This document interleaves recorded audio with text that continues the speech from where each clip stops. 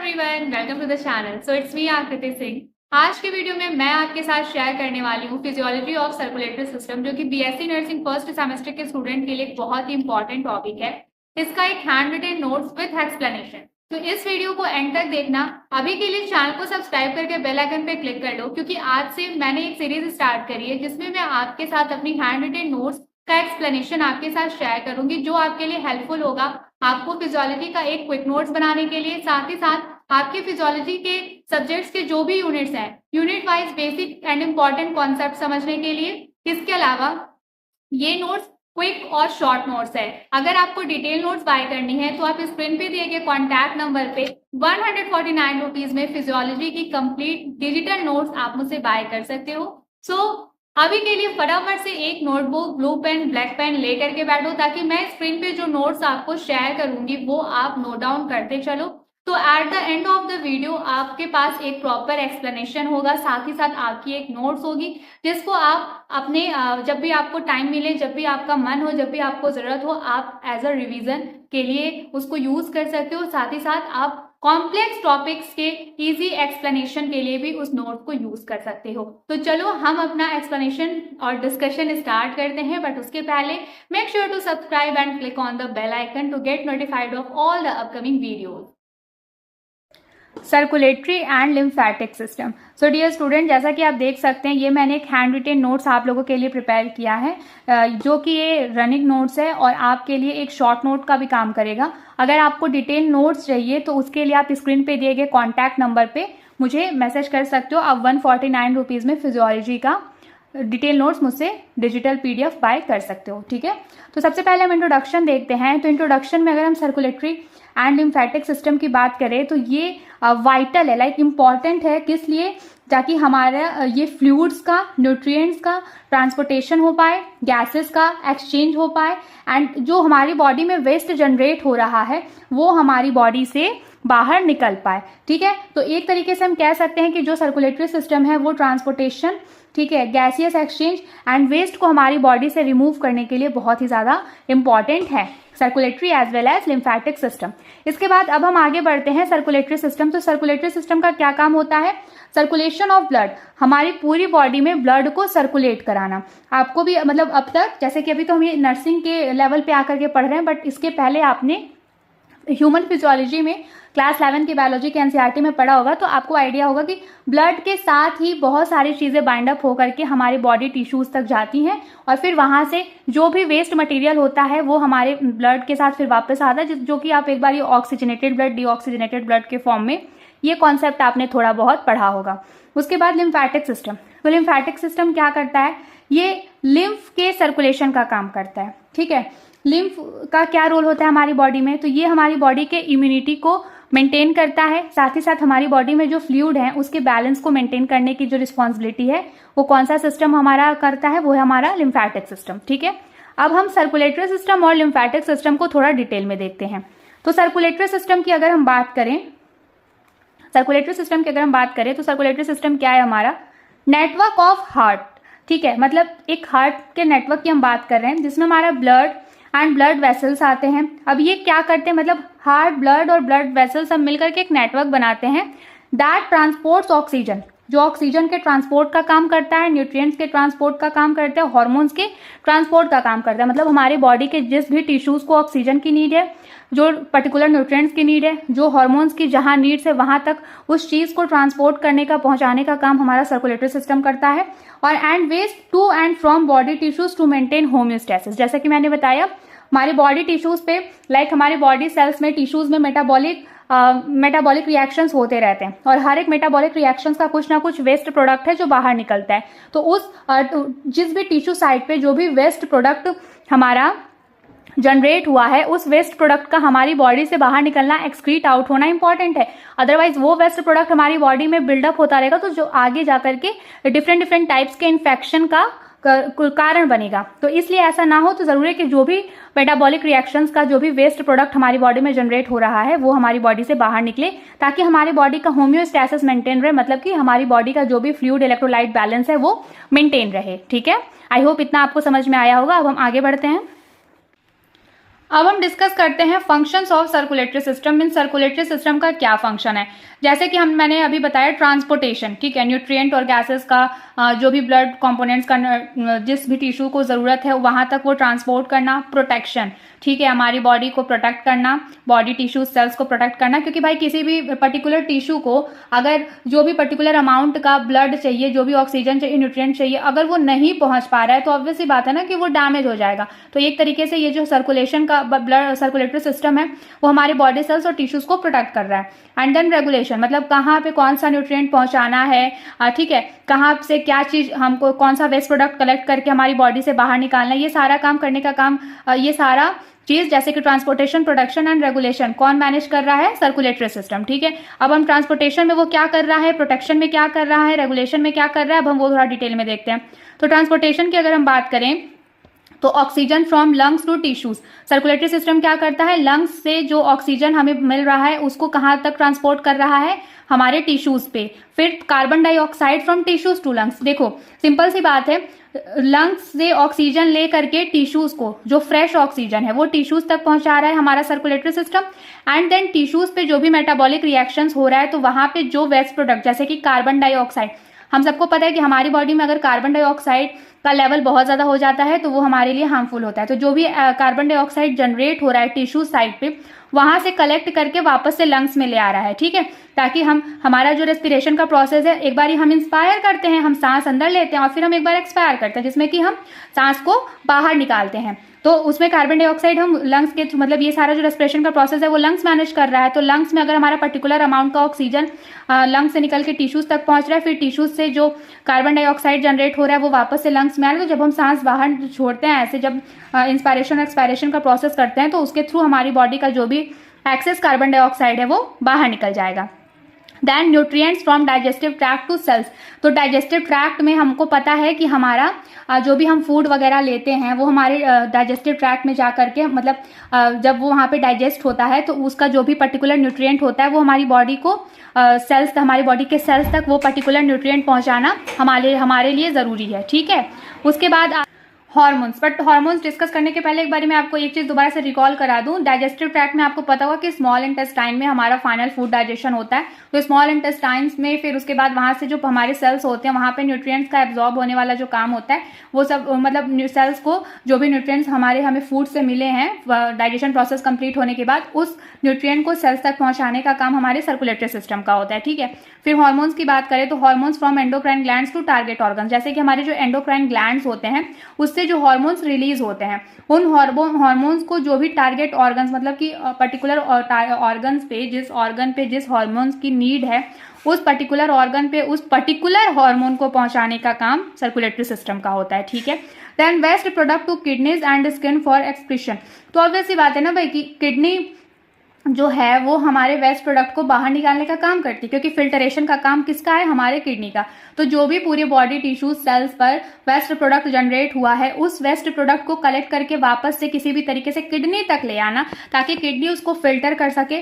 और स्किन के थ्रू भी हमारे बॉडी से वेस्ट प्रोडक्ट बाहर निकलता है। जैसे कि आपने देखा होगा कि जब भी हमको स्वेटिंग होता है ना, तो जो पसीना, इन नॉर्मल लैंग्वेज में बोले तो जो पसीना होता है, जो स्वेटिंग होती है, वो उसके थ्रू भी हमारी बॉडी से बहुत सारा वेस्ट प्रोडक्ट बाहर एक्सक्रीट आउट होता है। तो ट्रांसपोर्टेशन में सर्कुलेटरी सिस्टम का यही काम है, जैसे कि ऑक्सीजन को लंग्स से लेकर के टिश्यूज तक पहुंचाना, एंड देन कार्बन डाइऑक्साइड जो भी टिश्यू साइड पे जनरेट हुआ है उसको वापस से लंग्स में ले आना, ताकि जब हम सांस बाहर की ओर निकालें तो वो वेस्ट कार्बन डाइऑक्साइड हमारी बॉडी से एक्सक्रीट आउट हो सके। जो न्यूट्रिएंट्स हमको मिले हैं डाइजेस्टिव ट्रैक्ट में, पूरा डाइजेशन का प्रोसेस कंप्लीट होने के बाद उसको पर्टिकुलर सेल्स तक ट्रांसपोर्ट करना, एंडोक्राइन ग्लैंड से हार्मोन जो भी रिलीज हुआ है उसको टारगेट ऑर्गन्स तक पहुंचाना, फिर जो भी वेस्ट प्रोडक्ट है वो किडनी और स्किन तक पहुंचाना, ताकि वो हमारी बॉडी से एक्सक्रीट आउट हो पाए, ठीक है। अब हमारे सर्कुलेटरी सिस्टम का जो नेक्स्ट काम है दैट इज प्रोटेक्शन। वो प्रोटेक्शन का काम कैसे करता है अब हम ये डिस्कस करते हैं। तो प्रोटेक्शन की बात अगर करें तो इसमें बहुत ज़्यादा डिटेल में डिस्कस करने की जरूरत नहीं है।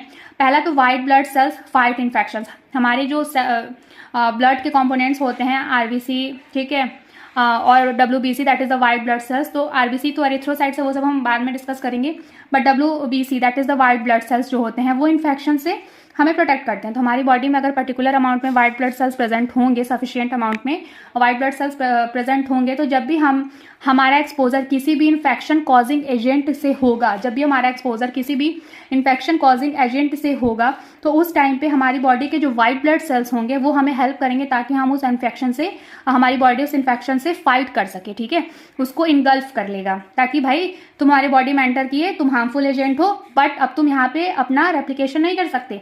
वाइट ब्लड सेल्स हमारी बॉडी में प्रेजेंट है जो उसको खत्म कर देगा, तो हमारी बॉडी को मतलब हमारी बॉडी में इन्फेक्शन कॉज होने से बच जाएगा, हम प्रोटेक्टेड रहेंगे। Platelets help in clotting to prevent blood cells. हमारी बॉडी में जो प्लेटलेट्स प्रेजेंट होते हैं, आपने देखा होगा कि जब भी आपको हमें चोट लगती है तो कुछ टाइम के बाद जो ब्लीडिंग है वो रुक जाती है। वो क्यों रुक जाती है? क्योंकि हमारी बॉडी में जो प्लेटलेट्स प्रेजेंट होते हैं उसमें कुछ क्लॉटिंग फैक्टर्स प्रेजेंट होते हैं जो क्या करते हैं कि ब्लड को जमा देते हैं। तो मतलब उसको जमाना, फ्रीज नहीं बोल सकते, एक्चुअली ब्लड क्लॉट हो जाता है, जिससे कि हमारे जो ब्लड सेल्स हैं वो बचे रहते हैं। जैसे कि मान लो किसी का प्लेटलेट्स का कुछ इशू है, ठीक है, उसके प्लेटलेट्स कम है तो क्लॉटिंग फैक्टर कम है, उसको चोट लगेगी तो ब्लीडिंग कॉन्टिन्यूअस होती ही रहेगी, ब्लीडिंग रुकेगी नहीं, तो बॉडी के जितने भी ब्लड सेल्स हैं वो सब बाहर निकलने लगेंगे, तो ऑटोमेटिकली ब्लड हमारी बॉडी से कम हो जाएगा। लेकिन वही कोई एक ऐसा पर्सन है जिसके बॉडी में sufficient amount of platelets present है, तो उसका क्या हुआ कि अगर कभी चोट लगती है, ब्लीडिंग स्टार्ट होती है, तो उसका क्लॉटिंग फैक्टर एक्टिवेट हो जाएगा जो कि ब्लड सेल्स को बाहर वेस्ट होने से बचा लेगा, उसको प्रिवेंट कर लेगा, ठीक है। तो ट्रांसपोर्टेशन और प्रोटेक्शन, आई होप आपको समझ में आया होगा कि सर्कुलेटरी सिस्टम किस तरीके से ट्रांसपोर्टेशन और प्रोटेक्शन का काम करता है। अब हम डिस्कस करते हैं रेगुलेशन ऑफ सर्कुलेटरी सिस्टम, ठीक है। सर्कुलेटरी सिस्टम का 3 function, that is the transportation, protection हमने डिस्कस कर दिया। हमारा तीसरा फंक्शन है रेगुलेशन। तो ये क्या रेगुलेट करता है? हमारे बॉडी के टेम्परेचर को रेगुलेट करता है, मतलब कि मेंटेन करता है, और electrolyte balance, pH and electrolyte balance. तो मतलब कि जो हमारा सर्कुलेटरी सिस्टम है वो हमारी बॉडी में टेम्परेचर को मेंटेन रखता है और हमारी बॉडी के पीएच लेवल और हमारे बॉडी के इलेक्ट्रोलाइट बैलेंस को मेंटेन करता है, ठीक है। ये चीज़ आप याद रखिएगा। अब हमारा ये जो 3 फंक्शन था सर्कुलेटरी सिस्टम का, transportation, protection, regulation, I hope आपको समझ में आया होगा। अब हम आगे बढ़ते हैं हमारे नेक्स्ट टॉपिक की तरफ, that is the structure of blood components. हमारे ब्लड कंपोनेंट्स का क्या स्ट्रक्चर है? तो blood is a connective tissue consisting of, blood एक हमारा कनेक्टिव टिश्यू है जो क्या कंसिस्ट करता है? प्लाज्मा, जिसका कंसंट्रेशन हमारे ब्लड में 55% होता है, एंड 45% जो है वो हमारे फॉर्म्ड एलिमेंट्स होते हैं। और फॉर्म्ड एलिमेंट्स में क्या क्या आता है? आरबीसीज आता है, डब्ल्यूबीसीज आता है, प्लेटलेट्स आते हैं। मतलब ये 3 फॉर्म्ड एलिमेंट्स को अगर हम कंबाइन करेंगे तो इसका हमारा कितना कंसंट्रेशन हमारे ब्लड में मिलेगा? 45%। और प्लाज्मा का कंसंट्रेशन कितना है? 55%। ये बहुत इंपॉर्टेंट 2 टर्म्स होते हैं जो बच्चे अक्सर कंफ्यूज हो जाते हैं, बट आप याद रखना, प्लाज्मा का कंसंट्रेशन ज्यादा होता है, दैट इज 55%। फॉर्म्ड एलिमेंट्स हमारे आरबीसीज, डब्ल्यूबीसीज, प्लेटलेट्स होते हैं, ये तीनों मिलकर के कितना कंसंट्रेशन एक्वायर करेंगे? 45%, ठीक है। तो स्ट्रक्चर ऑफ ब्लड कंपोनेंट्स में ब्लड हमारा कनेक्टिव टिश्यू है जो कि क्या कंसिस्ट करता है? प्लाज्मा 55%, फॉर्म्ड एलिमेंट्स 45%, जिसमें आते हैं हमारे आरबीसीज, डब्ल्यूबीसीज और प्लेटलेट्स। अब हम आगे बढ़ते हैं हमारे नेक्स्ट टॉपिक, ब्लड वेसल्स। तो ब्लड वेसल्स की बात करें तो tubes through which blood flows. Blood vessels क्या होते हैं? ट्यूब्स होते हैं जिसके थ्रू ब्लड फ्लो करता है। और ब्लड वेसल्स में क्या क्या आता है बच्चों? तो हमारा आर्टरीज है, वेन्स है और कैपिलरीज है। तो अगर आपको कहीं मेंशन करना पड़े कि ब्लड वेसल्स के बारे में, तो आर्टरीज, वेन्स और कैपिलरीज। देखो मैं यहाँ पे आपको सारी चीजें शॉर्ट में कवर कर रही हूँ। अगर आपको डिटेल नोट्स चाहिए तो आप मुझे स्क्रीन पे दिए गए कॉन्टैक्ट डिटेल के थ्रू मुझे व्हाट्सएप करके मुझसे 149 रुपीज़ में फिजियोलॉजी ऑफ सर्कुलेटरी सिस्टम का डिटेल नोट्स मुझसे बाय कर सकते हो। अब फिजियोलॉजी में ही मैं आपको थोड़ा सा एनाटॉमी ऑफ हार्ट समझा देती हूँ, बहुत ज़्यादा नहीं, क्योंकि हम फिजियोलॉजी के साथ डील कर रहे हैं, तो एनाटॉमी का हम ज़्यादा पोर्शन इसमें नहीं डिस्कस करेंगे। बट वो क्या है ना, जैसे कि मैं हमेशा बताते आती हूँ कि एनाटॉमी एंड फिजियोलॉजी ऐसे सब्जेक्ट होते हैं ना, जब भी हम फिजियोलॉजी डिस्कस करेंगे तो हमको कहीं ना कहीं कुछ ना कुछ पार्ट एनाटॉमी का डिस्कस करना पड़ता है। जब भी हम एनाटॉमी डिस्कस करते हैं तो कुछ ना कुछ पार्ट हमें फिजियोलॉजी का डिस्कस करना होता है। इसलिए मैं हमेशा कहती हूँ कि जब भी आप फिजियोलॉजी पढ़े, जिस सिस्टम की आप फिजियोलॉजी पढ़ें, सेम टाइम पे उसी सिस्टम का एनाटॉमी भी पढ़ें, जिससे आपका जो कॉन्सेप्ट है वो बिल्कुल क्लियर रहे। तो थोड़ा सा एनाटॉमी ऑफ हार्ट को देख लेते हैं। तो heart is a muscular hollow organ located in the thoracic cavity slightly towards the left. जैसे कि लेफ्ट थोरैसिक कैविटी में हमारा हार्ट प्रेजेंट होता है। ये एक मस्कुलर हॉलो ऑर्गन है। आपने अक्सर देखा होगा कि जो हमारा लेफ्ट साइड में हमें हार्ट का बीट फील होता है, तो एक्चुअल में वो लेफ्ट साइड में नहीं होता है, वो होता तो है हमारे थोरैसिक कैविटी के सेंटर पे, बट वो थोड़ा सा लेफ्ट की साइड टिल्टेड होता है, इस वजह से हमें लेफ्ट साइड में हमारे हार्ट की बीट फील होती है। और जनरली जिसको बायोलॉजी एनाटॉमी फिजियोलॉजी का बहुत ज़्यादा नॉलेज नहीं होता है, उनको ऐसा लगता है कि हार्ट जो है वो हमारा लेफ्ट साइड में प्रेजेंट है, बट वो थोरेसिक कैविटी के मीड पे प्रेजेंट होता है, बट लेफ्ट के साइड थोड़ा सा स्लाइटली झुका हुआ होता है, मतलब झुका नहीं, टिल्टेड, मतलब उसका जो ज़्यादा पोर्शन है वो लेफ्ट में होता है। ठीक है, अब हम बात करें पोजीशन ऑफ हार्ट की, तो located between lungs and mediastinum. ठीक है, मतलब मीडियास्टिनम और लंग्स के बीच में हमारा जो हार्ट है वो लोकेटेड होता है, डायफ्राम पे रेस्ट करता है and protected by the rib cage and sternum. Sternum और रिब केज हमारे हार्ट को प्रोटेक्ट करते हैं। अब हम बात करते हैं लेयर्स ऑफ द हार्ट की, तो जो हार्ट के लेयर्स होते हैं, 3 लेयर्स होते हैं, पेरिकार्डियम, मायोकार्डियम एंड एंडोकार्डियम।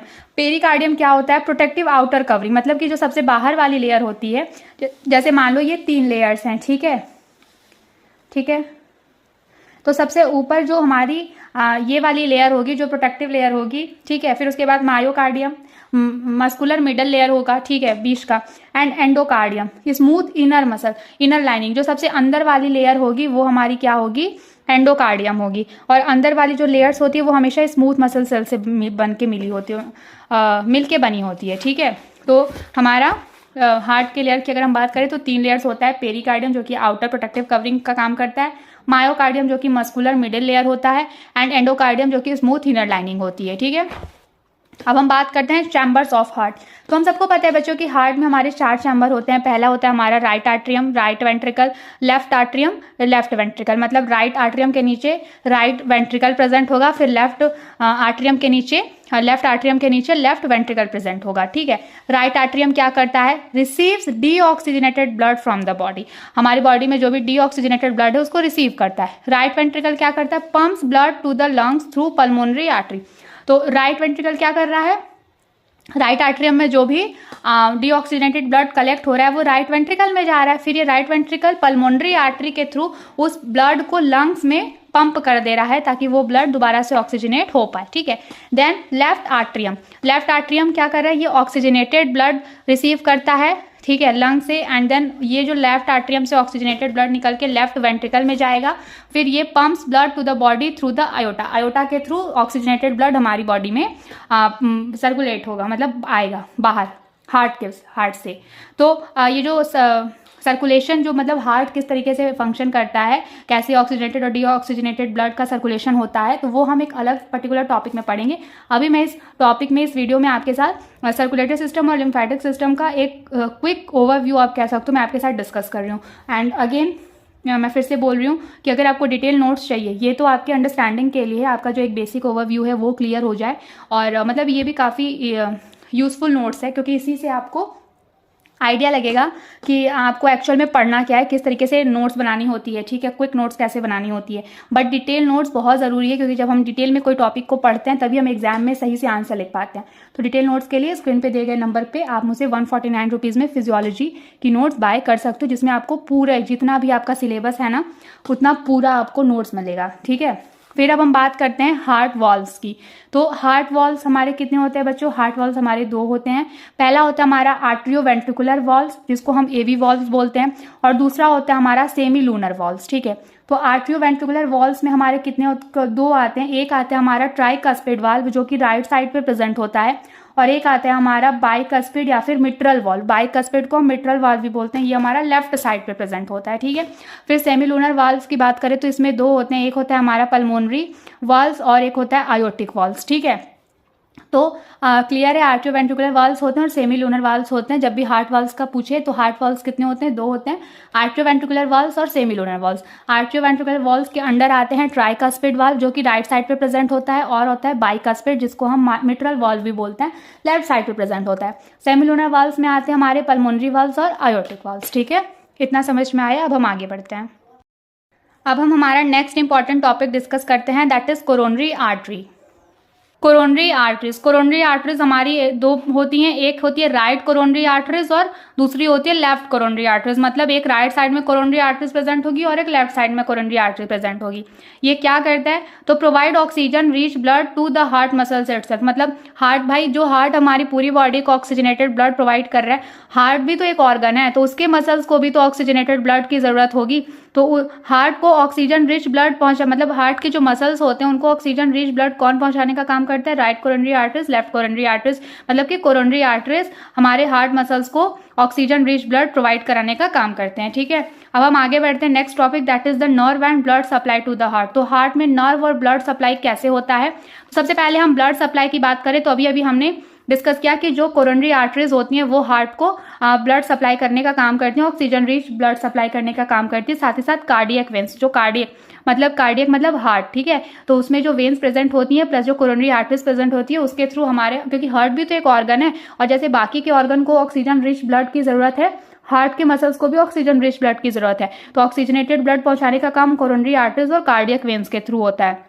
उसके बाद हार्ट में नर्व सप्लाई कैसे होता है? तो भाई दो नर्व्स होती हैं, एक होता है सिंपैथेटिक नर्व्स, दूसरा होता है पैरासिम्पैथेटिक नर्व्स। ठीक है, तो सिंपैथेटिक नर्व क्या करता है? हार्ट रेट को इंक्रीज करता है। तो मतलब जब भी हमारे हार्ट की रेट मतलब हार्ट रेट जो है वो हमारा जब कम होने लगता है, जो भी एक जो हमारा नॉर्मल वैल्यू है उससे जब कम जाने लगता है तो वहां पे सिंपैथेटिक नर्व एक्टिवेट हो जाता है।